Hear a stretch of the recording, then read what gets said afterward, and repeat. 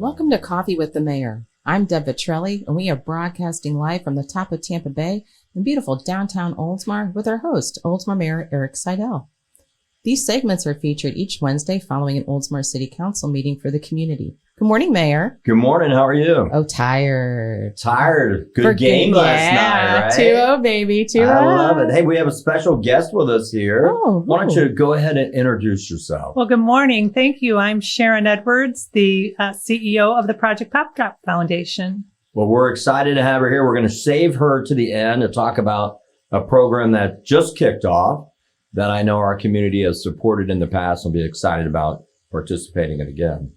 Wonderful. Well, before we begin, we encourage our viewing audience to submit any questions they may have during the segment by commenting on our Facebook Live feed. We will do our very best to try to get your answers.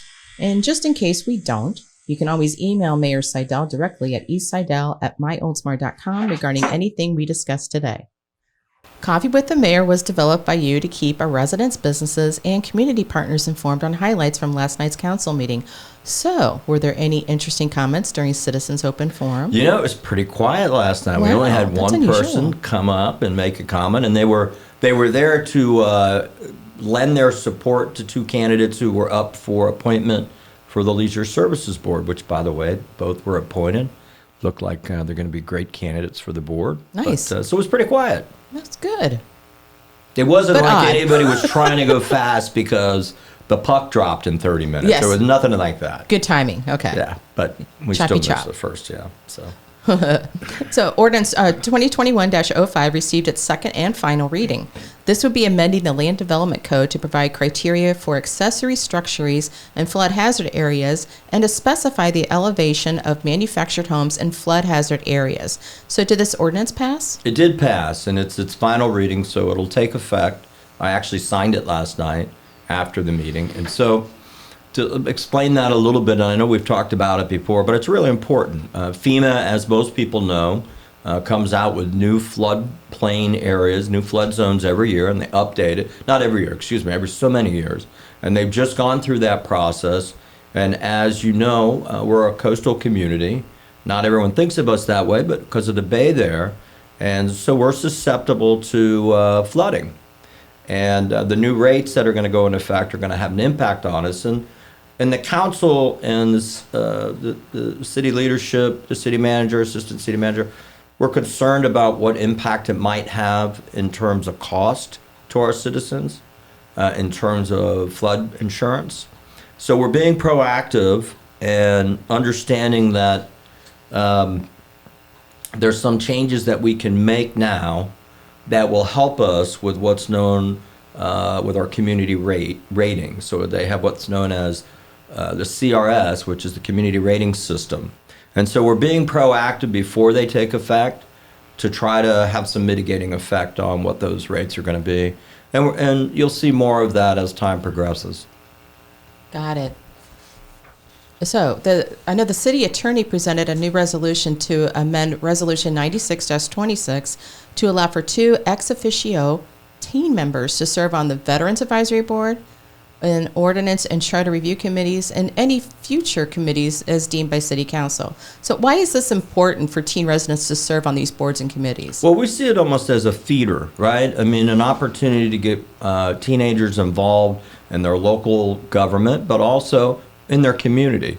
It's been a real success on the Leisure Services Board, and I think it's going to be a success on these committees as well. It's funny because we actually have one of our teen volunteers who serves on multiple committees. So it's an opportunity to expand that, and we think it's going to be real positive. Sounds good. Well, I know over the past few months, juvenile bicycle activity has been reported on Oldsmar streets over concerns of reckless operation, lack of helmets, and required bicycle lights at night. I know teens have been seen recklessly operating their vehicles by traveling in the wrong lane directly in front of motor vehicles and other infractions. So how did this discussion go? Well, I think it went pretty productive. We, as we've talked about, I think at the last coffee, and you've heard it at some of the council meetings, we've run into this issue, and it's apparently a a national issue going on because of videos on TikTok, and which, by the way, is not grandfather clock TikTok. For those of you who are older, they were teasing me last night. I think Andrew, council member Knapp, asked me if I knew what it meant, but. So it's where kids they pop a wheelie and they ride quite a bit and they do this chicken on to oncoming traffic, and so it's been kind of a growing issue here, and so we've looked at a couple of different ways to address it, and the deputies came back with some research that they did on what some other cities have done ordinance-wise, and so we discussed it, and here's the outcome. They're going to come back with an ordinance that essentially is going to do this. It's going to give our deputies another option other than writing a citation to the teenager, to the kid on the bike, right? Because here's the problem. We love having kids out riding their bike. Sure. Yeah, I mean, we don't want to kill that. I mean, that's where you'd like them to be. But the deputies essentially have a couple options. They can write a ticket for a civil citation, which is essentially just a fine, but it's still, I think, like it starts at $115, somewhere around there. But they also, if the kid is in the middle of doing a wheelie and they're in the road and the deputy witnesses it, then they can actually write them a moving vehicle citation. Oh, I didn't know that. Yeah, and so it's a higher ticket, but more troubling is that it follows them. It actually follows the kid in terms of, getting in trouble. And so we don't want that. That seems pretty extreme. Sure. And so this other option that we're discussing, and mind you, the ordinance hasn't come back. We just discussed it last night. And but essentially what it would do is it would give the deputy another option, which would be to confiscate the kid's bike. Oh, my goodness. And say, listen, your parents have to come get the bike. And we think that, there's been a little bit of kind of testing with it, one of the deputies have done, not taking someone's bike, but telling them they were going to do that. And it got a response. Oh, from the kid? Yeah. Good. Wait, what do you mean you're going to take my bike? And so that's the essence of it. So the deputy would have the ability to confiscate the bike, and the parent would have to come. We've had an issue once or twice, as I understand it, secondhand, that when the parent was contacted, the parent wasn't convinced that it was their kid who was doing it, right? Because there's multiple kids there. Sure. And so this is an alternative to writing a citation. We would bring the bike here to our community policing office right here at City Hall, and the parent would have to come up and get it. And there will likely be other options if that continues. Yeah. So it's an attempt to address the issue that's become a problem, not just here in Oldsmar, but apparently all over. So, yeah, sounds like the CPOs, as they're called, really assisted the city in developing these potential solutions. Yeah, they're always doing a great job for us. So next steps for this issue are? Next steps, the city attorney, along with the city manager and the deputies, our community deputy in particular, will go back and kind of take the discussion points that came from the council members and put it together in the way of an ordinance. Mm-hmm. It would come back to the council and would go through the normal ordinance process where there's 2 readings of it. We take public comment, and I would encourage any parents who have concerns about this, when it's posted, come on out. And by the way, you could sign up for those notifications on our website so that you can always be in the loop. Whenever an agenda posts or something along that line, you get an automatic email. It's really it's easy to stay engaged and see what's going to be on the agenda beforehand to see if you want to come out and speak on it. So that's where we're at right now. Okay. Sounds like a plan is developing. It is. It's under development. So Pinellas County has decided to standardize all of their local agreements and to cease on-site provisions of the building plans examiners.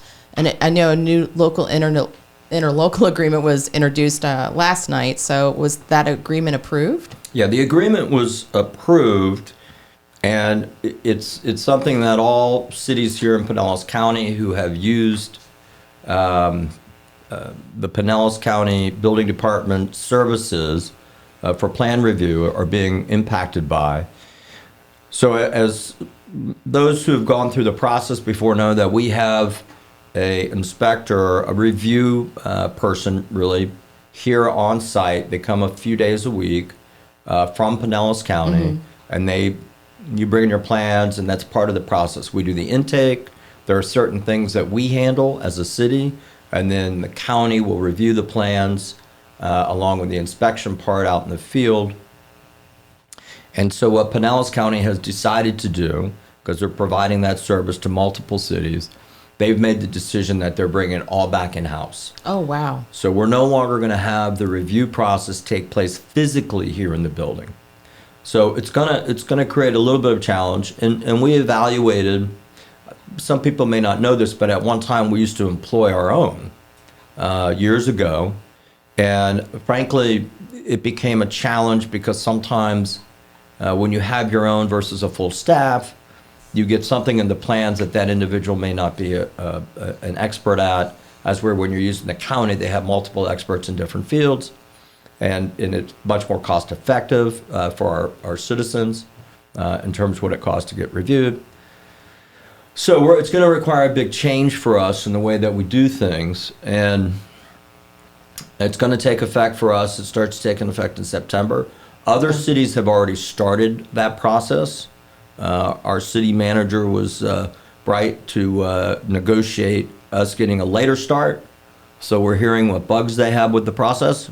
Smart. Our good neighbors in Safety Harbor are out there already, and they're paving new paths. But so we're going to be working through that process. It's probably going to be a little bit bumpy out of the gates, I would assume. But we're committed to make it work smoothly. And so that effect that did pass, it actually is going to save the city about $360,000 a year. Oh. Which is surprising.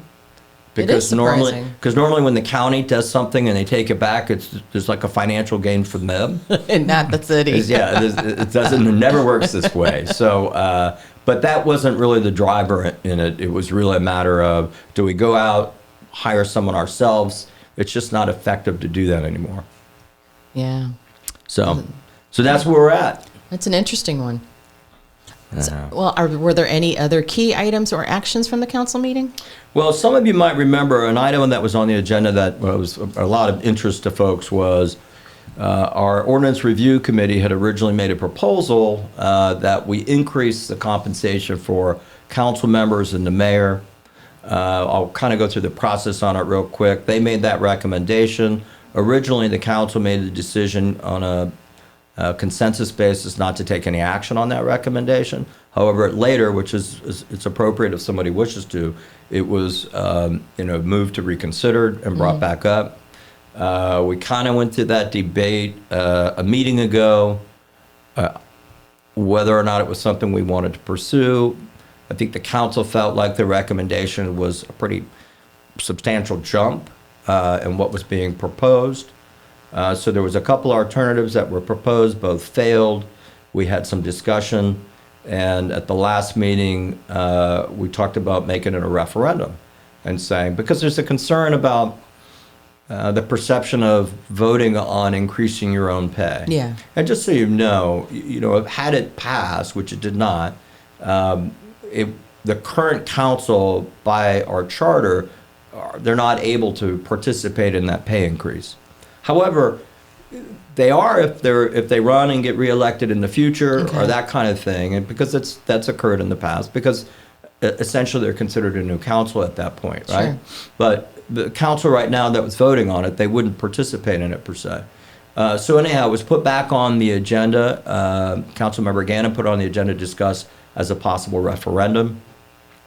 There was a lot of discussion that took place, but the outcome in the end was that we elected to take no action. Okay. And so that's not going to be a referendum at this point, unless somebody was to once again bring it back up. I don't expect that's likely to happen, but it was a good, healthy discussion. And, the concern being whether or not there's been any changes in that compensation over the last 15 years, which there hasn't been. But that's pretty common for local government that their elected officials are just, it's not considered a job you do for compensation. Yeah.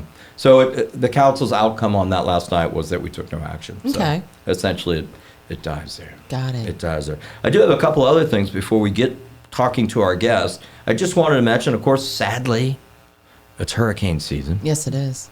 That's unfortunate. So I'd encourage everybody to, if you haven't already, get hooked up with Alert Pinellas, right? So you can go and Google that. It's the hurricane alerts and all kinds of alerts. It's good information. It goes right to your phone. And so what we encourage our citizens to do that. It's been very effective for us in the past. We want to make sure everyone's got that information. And that's on our website on the homepage, by the way. Excellent. Yes. Excellent. So come to our homepage. There you go. Forget Pinellas County. MyOldsmar.com. Well, there you go. We'll get you registered. And the last thing that I would say is just a reminder, it's a sales tax holiday right now. Mm-hmm. And so look for those items. I think it's till Sunday, Through June Sunday, 6th. Yeah. yep. And so look for those items. It's a great time to really make plans, stock up in the event of a storm. We all know there's not going to be one. No, it's not allowed. No hurricanes, no storms. It's just not allowed. But be prepared just in case they're we're always susceptible to them. And coolers are part of that list. So if you need a cooler for it's a good time. hurricane prep, it's a good time to buy it. So that kind of wraps it up for the council. So I'm excited to talk to our guests today. We have a program we do every year. We've been doing it for 6 years now. Correct. And I'm going to let Sharon talk about it and share with our listeners. Well, thank you. Thank you for being a partner of Provision. This is our 6th year teaming up along with the Upper Tampa Bay Regional Chamber of Commerce, where we'll do a month-long drive collecting brand new socks, brand new underwear, toiletries, canned goods, non-perishable food items, Walmart gift cards. We have 21 different locations throughout the Oldsmar footprint businesses where you can drop off your items. And it's really neat because not only do we get the community together, the business together, and I just believe that everyone always wants to help. They just don't know how to do so. So this gives them a little nudge Yeah, I mean, it's a great way. All of our citizens seem to respond. And I'll tell you, for Oldsmar Cares, who's the benefactor, of course, they play such a critical role here for us at Oldsmar. And goodness knows we learned it much greater than ever this past year with the pandemic. And this is by far one of their biggest events that supplies them. And so it's really, really important to participate. And so to go find those locations, where's the best place to go? It would be on our Facebook page, which is Project Pop Drop Oldsmar.